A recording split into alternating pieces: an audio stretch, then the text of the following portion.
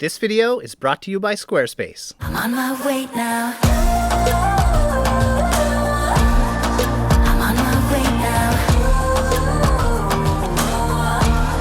I'm on my way now. Well, today we're going to be talking about one of the most commonly or frequently asked questions that we get about traveling here to the Dominican Republic. Is this place safe? And we're in a new city, for us anyway. This is the second biggest city in the Dominican Republic. It's called Santiago de los Caballeros. So we're starting things off in the Historical Centre of Santiago, right kind of like a main square, or it's called Parque Duarte. So it's kind of a park slash square. There's also a historic cathedral behind me as well.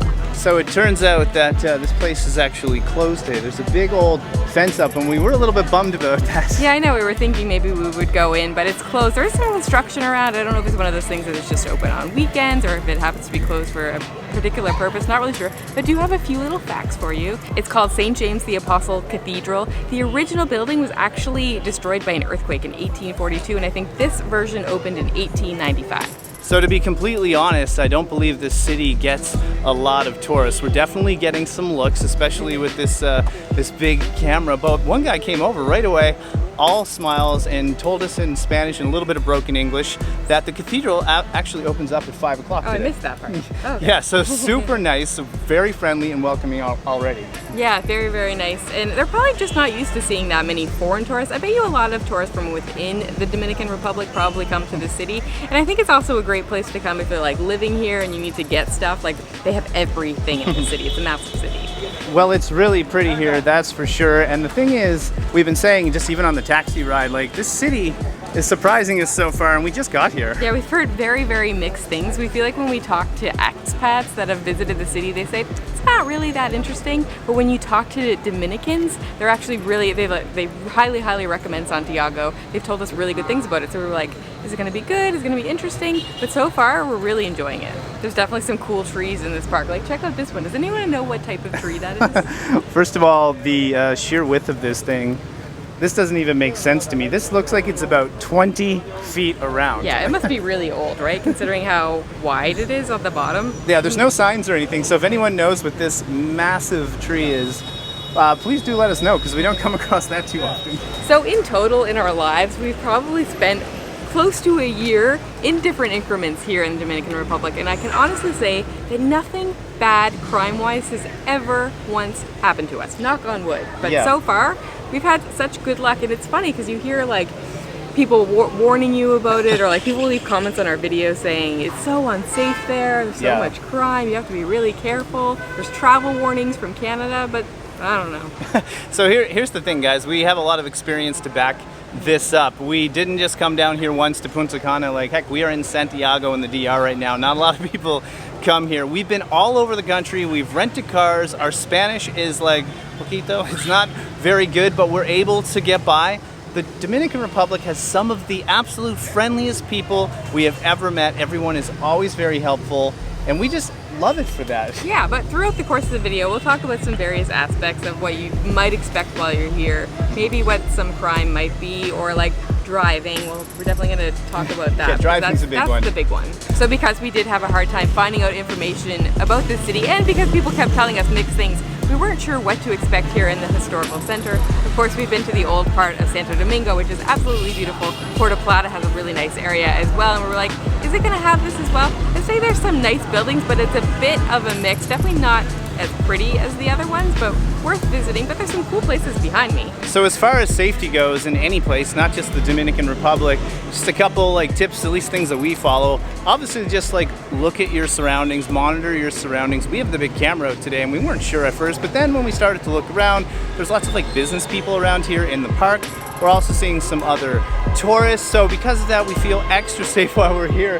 Probably hear some horns in the background. What's fun about this city is it can be loud at times. We are going to get into the traffic later, and that's what you're hearing now. The road's way back there. Right now we're actually on the pedestrian kind of little area, which is really nice. All right, we're just making our way to a very colorful part of the city.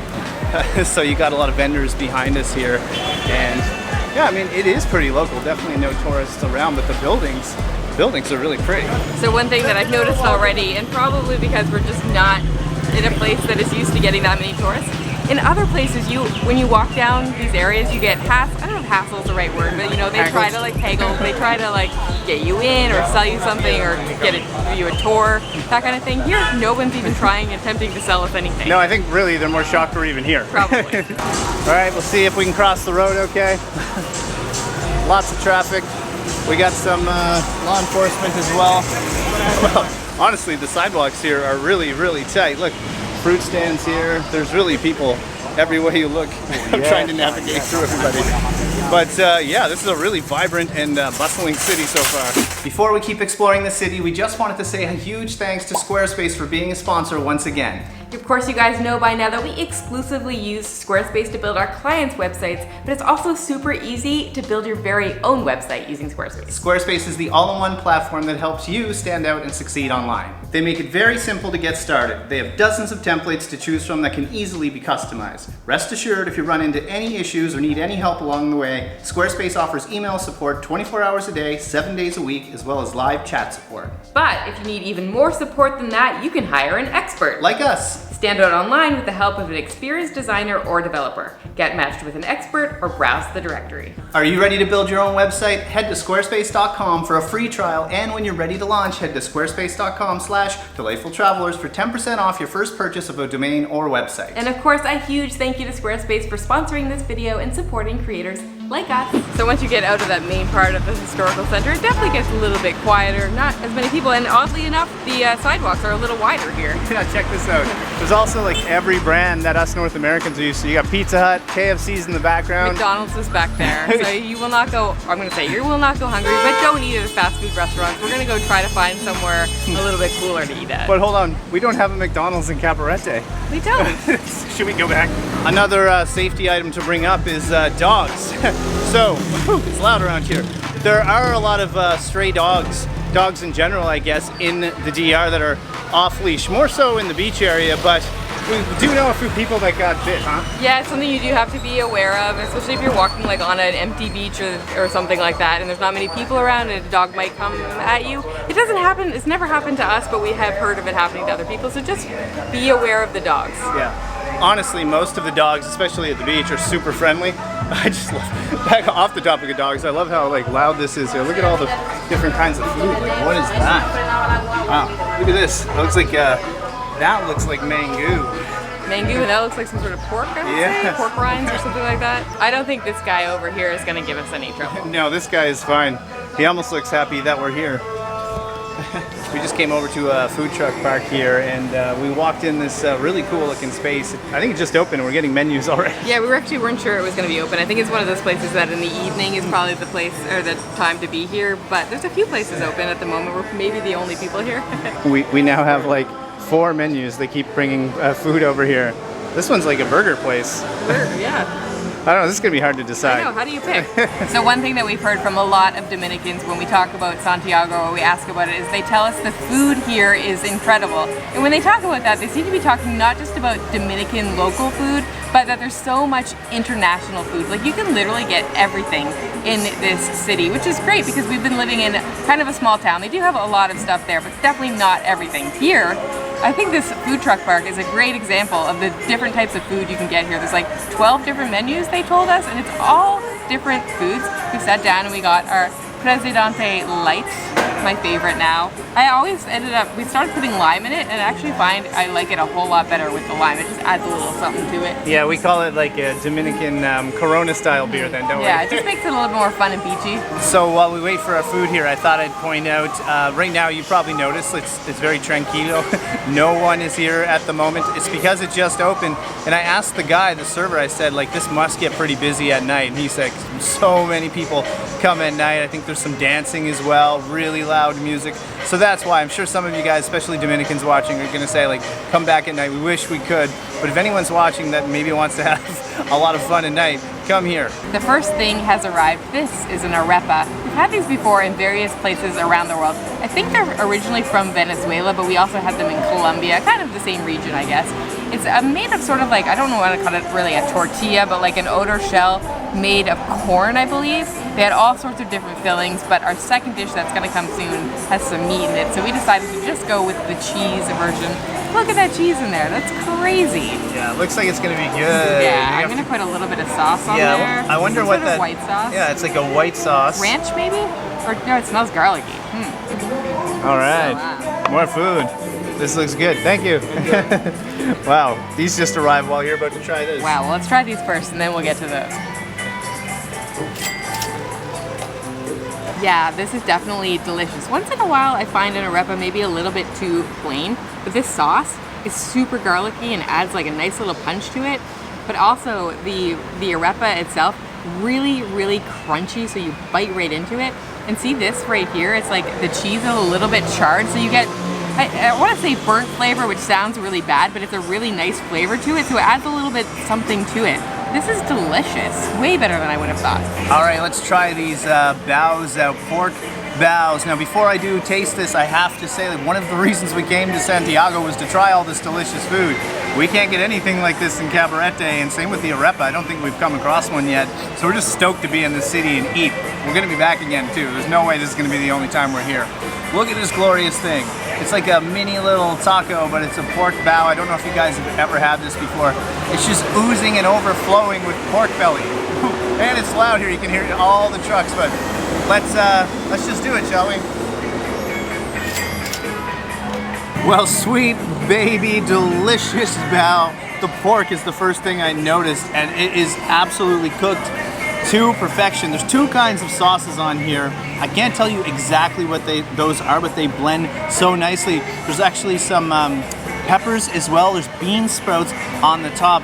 And I'm not sure if I said the pork's actually fried. So the amount of texture is happening inside this thing is just crazy. It's just so many things going on. I can't wait for Anna to try it. I do have to say though, the bao itself might be the best part. I don't know if you guys have ever had a bao. They're kind of soft, like this looks like a taco, but this just makes it extra fun. It's almost like pillowy and marshmallowy, dare I say that? And look at the little chunks of pork in the middle. I'm not sure if you can see that, but this is just pure perfection already, Santiago. This is what we've come here for, to eat some amazing food, and yeah, so far, so good. Well, lunch was amazing. That was one of the better lunches I've had in a long time, but I think we go back to safety at this point in the video. By far, our biggest concern in the DR is driving. Yes, the roads in the DR are the biggest safety issue for us. Now, we do, whoa, it's loud. For one thing, it can be loud, but we do drive cars and rent cars all the time ourselves. You just have to be really careful. Actually, here in Santiago right now, this looks pretty tame. It's like there's some lights here. It looks almost like, dare I say, like a Canadian intersection, just a little louder, but you do have to be really careful. If you're gonna rent a car in the DR, the biggest thing is the motos. What I mean by that is like the motorbikes will come up right on the side of your car and try to weave in and out. You won't see it here because in the city there's not as many motorbikes, but that's by far our biggest concern. We've driven all around. We actually have a video on driving here from about a year and a half ago if you want to kind of check that out. The other one is crossing the road. Crossing the road can be a challenge. They won't typically stop for you in a crosswalk. That's the biggest thing. Sometimes they will if you kind of nudge your way out. It shows them that you're going, but just know that you can't just listen to how crazy it is. Just know that you can't just step out in a crosswalk and they're just gonna stop. Here we go. Crossing the road. This is pretty tame because it's lights, but lights green and it's starting to motor it. Really, it's not that bad, is it? That wasn't so bad. I feel like in Santiago, it's like, I don't know how to put this, but a pretty like forward-thinking city. I think it's pretty modern. So I'm guessing they're a little bit better about stopping for people, about thinking about pedestrians. Correct me if I'm wrong, but I just feel so far it's not as crazy as some other places. You guys have probably noticed this big tower or monument. It's actually a monument behind us the whole time. Yeah, so if you look up a picture of this city of Santiago, this is the first thing that's gonna come up. It's like the most famous thing in the entire city. It's called the Monument to the Heroes of the Restoration. Yeah, it takes up at least a block or two, I'd say. It's very green. But to me, it doesn't look very Spanish, does it? It looks kind of like, almost like imperial. It does. So I was reading about it. I guess it was originally, I'll look up a little more information in a second. I'm just this is based off memory. It was built in like the 40s or the 50s by the dictator at the time. And when you say that, it makes me think a little bit of like stuff we've seen in Poland and some places in Eastern Europe that were under the Soviet, like part of the Soviet Union. So Yeah, that's absolutely. interesting. To me, this looks like something we'd find in Romania. Like I remember there's like a lot of They towers. always have these big buildings that are very beautiful but domineering in a way. There's quite a bit of stairs to walk up here, that's for sure. But it's kind of fun so far. You can see Anna behind here. There is some vendors. There's a guy there trying to sell some stuff, but honestly, not that many. Selling beer. They're selling beer. Right, I guess you can just grab a beer and go check this out. Well, the closer you get to this thing, the more impressive it becomes. First of all, everywhere that I'm standing on here, all this white is marble. Did not know that from a distance, but look how high this is. Like when I come down here, I have to point the camera up a lot. There's also quite a few statues around. One is definitely Duarte. He's quite the famous guy. Yeah, so I'm going to go back to what I was talking about before. I just finally looked up what I had read about. Basically, this was built by the dictator Rafael Trujillo, I believe his name is, with the name Monument to the Peace of Trujillo in September 30th, 1953. But after he fell, they renamed the whole thing, so it is now dedicated to basically the heroes that won the War of Independence here. So you always hear about Duarte. He was like the main guy that like kind of, I guess, took over, like he won the war, yeah. so they finally became independent from Spain. So we've just come inside here, and it's actually a museum. So there's lots of different things to look at. And right now, we're on the top floor. Here's something. We're the only tourists in this whole massive place. It was 100 pesos each to get in. What did you find over here? Look, I actually thought we came up and all the doors were closed, but I found an open one. We can go outside and check out the view.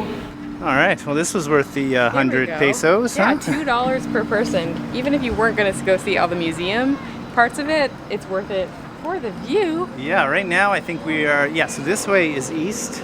So we've come from like the other way, but yeah, the mountains over there, those are the mountains that separate us from like Cabarete and like Sosua. Right, of course. So we have to drive through those when we go back to Cabarete, and we just came from Costanza, which I guess was in that direction? Exactly, yeah, okay. backwards. Well, when you're up here, you really get a great sense for just how big this city is. I always find it really interesting when you're coming to a new city to try to find a viewpoint, because it really gives you a very interesting perspective, a totally different perspective than you get from down on the ground. But while we're talking about the city, let's talk a little bit about like how big it actually is. We already said it is the second biggest city in the Dominican Republic, but by population, it's actually the fourth largest city in the Caribbean. And there's about 1,173,000 people in this city. Like, it's a relatively big city. It was founded in 1495 by Christopher Columbus's brother, Bartholomew. You said it's the fourth biggest city? Fourth So in the Caribbean. Can we do this without even cheating on the phone? Do we think like, I don't know what the biggest is, but Santo Domingo's got to be in there. Definitely in there. So that's here. Yeah. This one. Kingston, maybe in Jamaica. and then Port-au-Prince. Port-au-Prince in Haiti? We're guessing. You guys tell us. Actually, we just went to the Googs to look it up to see if we were right. And I don't know where I got that. I think I got it from like Wikipedia or something like that. It's not right unless they're using totally different numbers. But 5 largest cities that I just found was Santo Domingo, Port-au-Prince, San Juan, Havana, and Kingston. So it's not even in the top 5. I don't know. There's like 2 different results. Oh well, it's still a pretty big city. I guess the moral of the story is you can't always believe everything you read online. Well, next up we hopped in an Uber and made our way through the city to come over to this coffee shop that's actually in a mall. We didn't know that when we found it on the map. The coffee shop is Santo Domingo, of course, which is coffee that is from the DR. But I first should talk about Uber for a minute. If we're talking about safety, I mean, for us, when we travel, we always choose Uber over taxis just because there's a rating system. And the fact that there's so many Ubers in this city is just very, very awesome for us because we don't have them where we're at in Cabarete. So that's how we've been navigating the city so far. They come really quick and they're very affordable. I think we were in the car for about 10 minutes total and it was like 150 pesos, which is not very much. We're talking about $3 or $4, and that might even be Canadian. So it's pretty good, but we did get some yummy coffee to try out. So for those of you not in the know, Santo Domingo Coffee is like the main coffee here in the Dominican Republic. We buy it all the time. It's available literally everywhere. It's very affordable and it's really good coffee, especially for being like a domestic coffee that you can buy everywhere. It's really, really good. But this is our first time ever actually just not making it at home and having a regular drip coffee with it. Yeah, we didn't know, right? Yeah, I There had no was idea they had cafes. cafes. Maybe we saw them in Santo Domingo and we just weren't familiar with the coffee at the time. Now that we buy it all the time, we obviously very much know it. But I've never seen one on the North Coast. So here we go. Let's see how it is. How does it stack up? Ooh, that's delicious. That is an excellent iced coffee. So this is as good, if not better, than a lot of the local coffee shops we've been to around the Dominican Republic, but I'd also say it's better than Starbucks. It's better than Starbucks. Yeah, I said it. Wait, what about Tim Hortons back in Canada?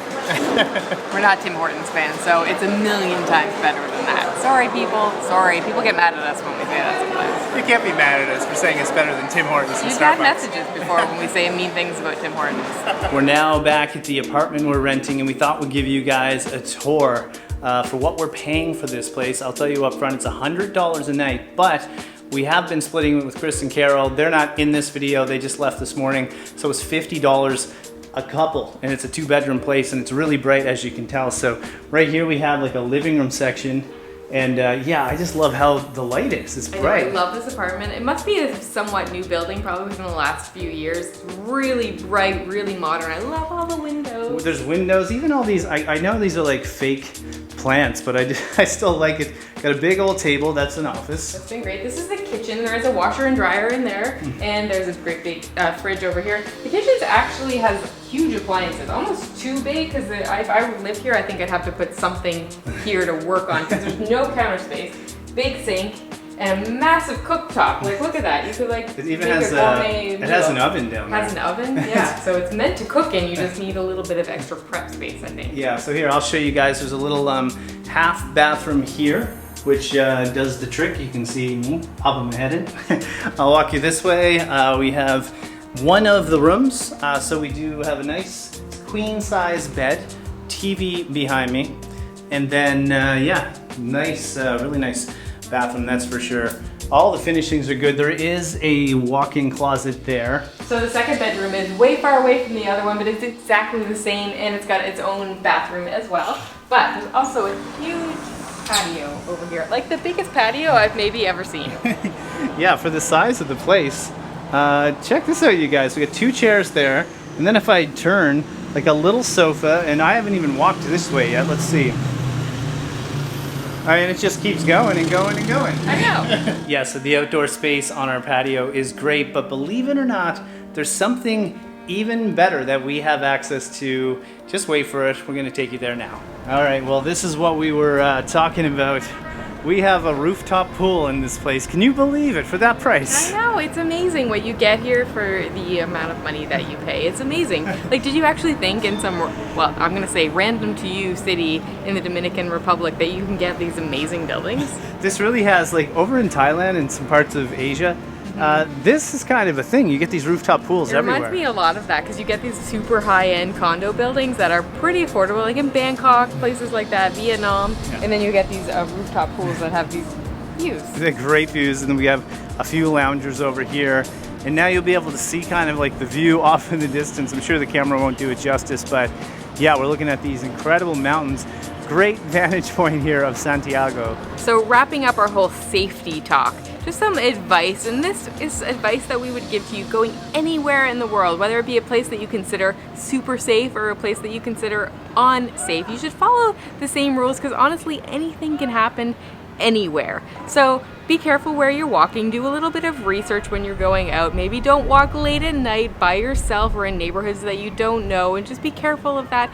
Here we'll generally take Ubers at night because A, it's affordable, and B, it's quick, and C, we know that we're not putting ourselves in any sort of danger walking through neighborhoods that we're not familiar with. Yeah, and the biggest thing is we would take all of that logic and apply it to everywhere, including Canada and where we're from. Exactly, and it goes for a lot of things, like don't be show-offy with like fancy jewelry, especially in places that you don't know, where you don't know if someone's gonna grab it off of you. We always try to be very careful with our camera. Not that it's that fancy of a camera, but you just never know when someone might, or your phone. I've never once had someone try to grab my phone from me, but I've heard of stories that can literally happen anywhere. I think that happened to a friend in London. Like, you just never know where that could happen. Obviously, if you're getting into late night stuff, which we don't do, you have to be careful there as well. Don't be getting into fights at bars and buying drugs, you know, like the general common sense stuff. Don't do drugs, kids. All right, so what do you guys think? Does it seem like the Dominican Republic is safe? Did it feel like we were safe today? Exactly. Were you watching us being very concerned for our own personal safety, being like, something bad's gonna happen to them? I always laugh because once in a while we'll post something and someone will say, well, Canada has a travel advisory against going to the Dominican Republic. And I'm just like, I know. It's, you know, use common sense. Use common sense. We get a lot of people from the USA ask us if the Dominican Republic's safe, and there's a lot of stuff that happens in the USA. Let's face it, we're obviously huge fans of the DR, and we hope you guys watching on the other end are like learning more about this country besides like just Punta Cana and the beaches. Obviously in the last video you saw, well, we saw something that we never thought would be here. Like we were above the clouds and mountains. Like, yes, if you haven't watched that video, go back and check that out. But and I think a big moral of the story is that a lot of us have preconceived notions about many, many, many countries in the world, and you automatically think, without really knowing anything about it, oh, that's not safe, or I don't want to go there. And we love opening your eyes up to different places that maybe you didn't think of before. It's also kind of a win-win because we love putting ourselves into situations like this. I mean, we weren't uncomfortable today, but for us, a big part of travel is meeting the people in the country, and we had people stop us today and help us, and we were trying to get by with our broken Spanish and their broken English, and everyone's laughing and smiling, and hey, this is the second biggest city in the DR, and some expats and people we know told us that this place is no good. It's like, you know, not very safe and all that, and here we are. I'm like, we're gonna come back here. Yeah, I really liked it. I've enjoyed it. I mean, if you're looking for like a load of different touristy things to do, then it's probably not the place for you. But if you like a few touristy things, a nice place to stay, and really great food, I think you're gonna like it. It's the great food that gets us. And if you got this far in the video, it's Trevor and Anna. Hit subscribe, hit like, all that stuff. If you're not new, welcome back. We love that you're here. If you are new, do what I just said. We're gonna sign it off, maybe even go in the pool for once, huh? I think so. I bet you it's gonna rain just because I said that. Please, okay. It looks okay at the moment. Fingers crossed. Always seems to happen. Fingers crossed, no clouds. All right, guys, that's it. From Santiago, wishing you delightful travels. See you soon.